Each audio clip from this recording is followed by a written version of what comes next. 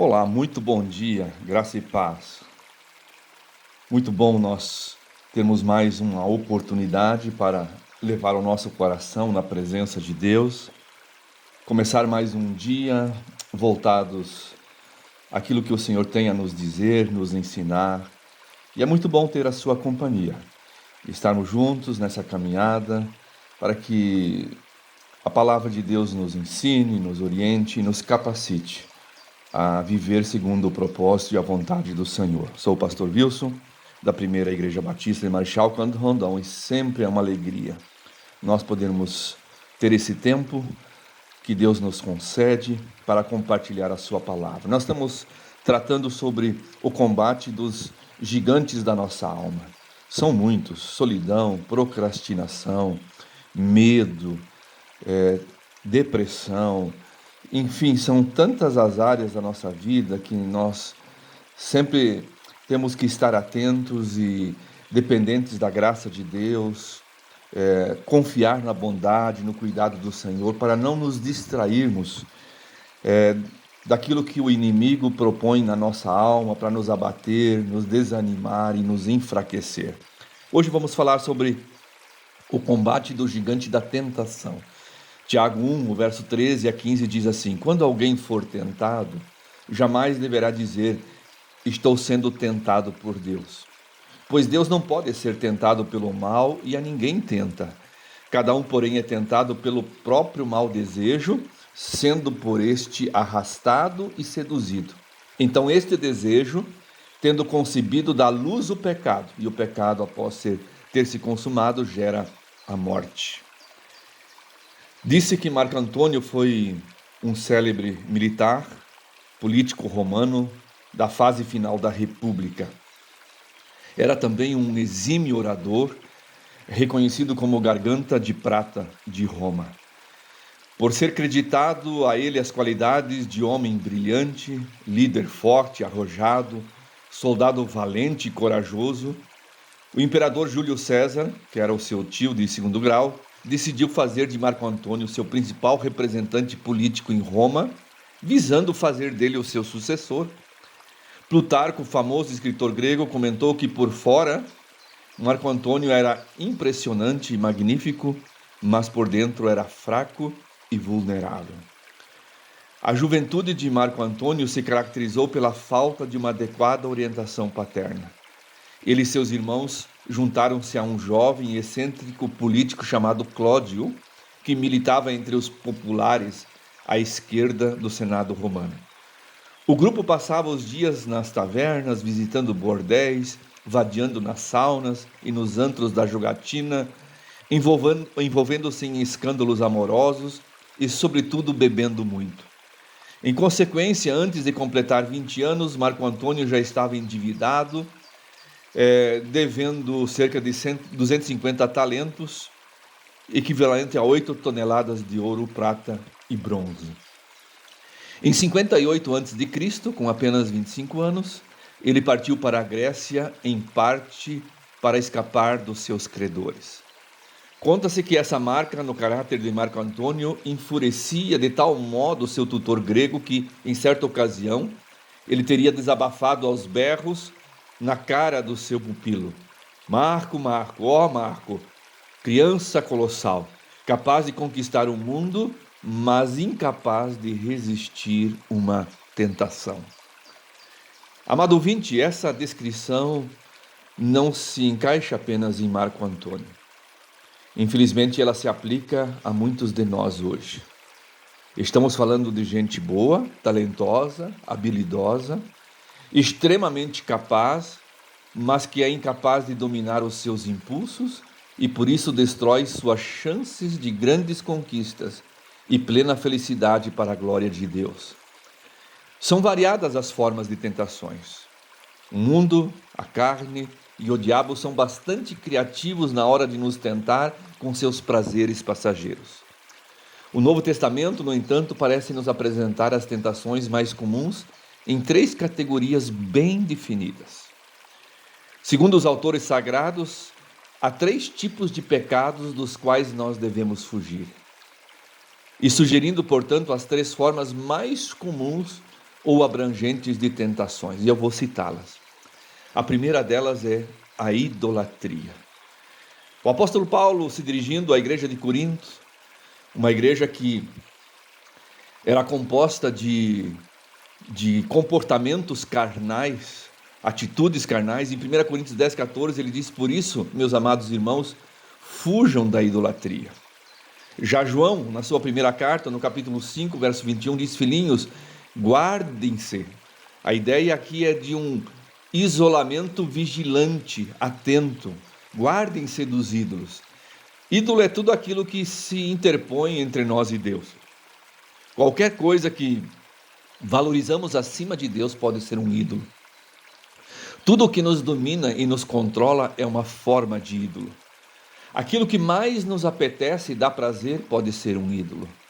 Portanto, pode ser um ídolo a comida, a bebida, o sexo lícito e ilícito, as drogas lícitas e ilícitas, os relacionamentos, o trabalho, os filhos, a saúde, o corpo, enfim, inclusive algo que a gente realiza dentro da igreja que ocupa o primeiro lugar.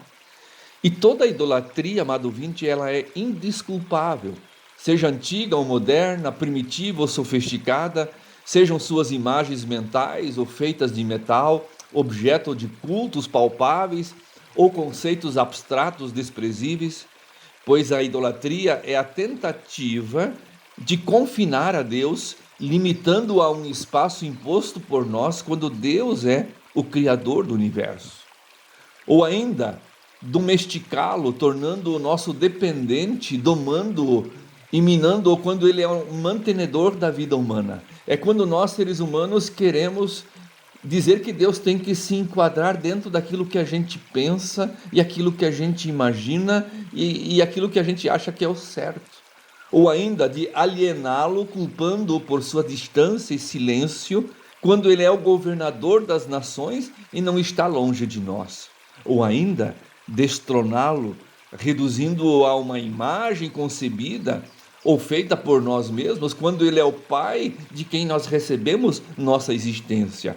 Ou seja, é tornar Deus num objeto que ele criou aquele próprio material, ele fez aquilo existir, sendo que ele é o Criador de todas as coisas. Em suma, toda idolatria é uma tentativa de minimizar o abismo entre o Criador e as suas criaturas para colocá-lo sob o nosso controle. E mais do que isso, ela inverte as posições entre Deus e nós, de modo que, em vez de reconhecermos humildemente que Deus nos criou e nos governa, temos a ousadia de imaginar que podemos criar e governar Deus.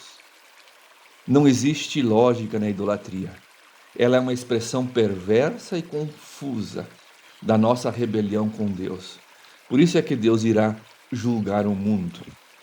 John Stott, falando sobre a idolatria, ele disse: os ídolos não estão limitados às sociedades primitivas. Existem muitos ídolos sofisticados. Um ídolo é um substituto de Deus. Qualquer pessoa ou coisa que ocupa o lugar de Deus deveria ocupar. A ganância é a idolatria. As ideologias podem ser idolatrias, assim como a fama, a riqueza, o poder, o sexo, a comida, o álcool e as outras drogas, os pais, a esposa, os filhos e os amigos, o trabalho, o lazer, a televisão e as demais mídias sociais, e as propriedades e até a igreja, a religião e o culto cristão. Então, prezado ouvinte, esta é uma grande tentação que se apresenta a nós.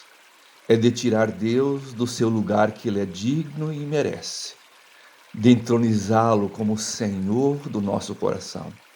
O segundo aspecto de tentação é a imoralidade. A conexão entre a imoralidade sexual e a idolatria é melhor compreendida no contexto de 1 Coríntios 6,18, que diz: acaso não sabeis que o vosso corpo é santuário do Espírito Santo que está em vós, o qual tendes da parte de Deus e que não sois de vós mesmos, porque fostes comprados por preço? Agora, pois, glorificai a Deus no vosso corpo. Prezado ouvinte, A adoração de ídolos pagãos muitas vezes envolvia atos sexuais perversos e imorais realizados no templo de um deus falso. Por exemplo, em Corinto, quando Paulo chegou lá para evangelizar, havia dentro do templo 1000 prostitutas que faziam as suas expressões cultuais e vendiam o seu corpo em adoração. Então, quando usamos os nossos corpos físicos para propósitos imorais, nós estamos imitando a adoração pagã ao profanar o santo templo de Deus com atos que ele chama de detestáveis. Paulo, falando ao seu jovem filho na fé, Timóteo, na sua segunda carta, 2:22, diz: fuja dos desejos malignos da juventude e siga a justiça, a fé, o amor e a paz, com aqueles que de coração puro invocam o Senhor. Então, prezado ouvinte, imoralidade envolve a sexualidade, mas vai além. Paulo, escrevendo a Timóteo, fala de desejos malignos da juventude. Isto é, tudo aquilo que foge do domínio próprio. Um terceiro aspecto que envolve a tentação é o materialismo. Paulo, falando em 1 Timóteo 6, 10 e 11, diz: pois o amor ao dinheiro é a raiz de todos os males. Algumas pessoas, por cobiçarem o dinheiro, desviaram-se da fé e atormentaram-se com muitos sofrimentos. Você, porém, homem de Deus, fuja de tudo isso e busca a justiça, a piedade, a fé, o amor, a perseverança e a mansidão. O materialismo, prezado ouvinte, que é ganância, cobiça, é um tipo de idolatria e merece uma categoria especial por estar tão difundido na sociedade de hoje. Dinheiro, grife, status, poder, fama, beleza, sensualidade. O Deus materialista nos transforma em pessoas injustas, impiedosas, sem fé, sem amor, inconstante e explosiva. Você, porém, diz Paulo, homem de Deus, mulher que ama a Deus, fuja de tudo isso e busque a justiça, a piedade, a fé, o amor, a perseverança e a mansidão. São as formas de tentações que são diversas e variadas. E o inimigo da nossa alma é bastante criativo e tenta nos enredar. Por isso, nós devemos fugir indiscriminadamente das tentações e nos guardar dela com um isolamento vigilante. Portanto, queridos, todo desejo que distorce o objeto ou o uso do objeto desejado desonra a Deus. É uma tentação a ser combatida, sob a pena de perecer eternamente, que muitas vezes está cedendo a isso. Por isso, prezado ouvinte, nós devemos, de fato, colocar o nosso coração na presença de Deus, vigiar, orar, buscar forças no Senhor, para vencer esses desejos da carne que militam dentro do nosso coração, para sermos totalmente separados para Deus, para glorificarmos ao Senhor na nossa vida. Que Deus abençoe esta palavra no meu e no seu coração. Amém.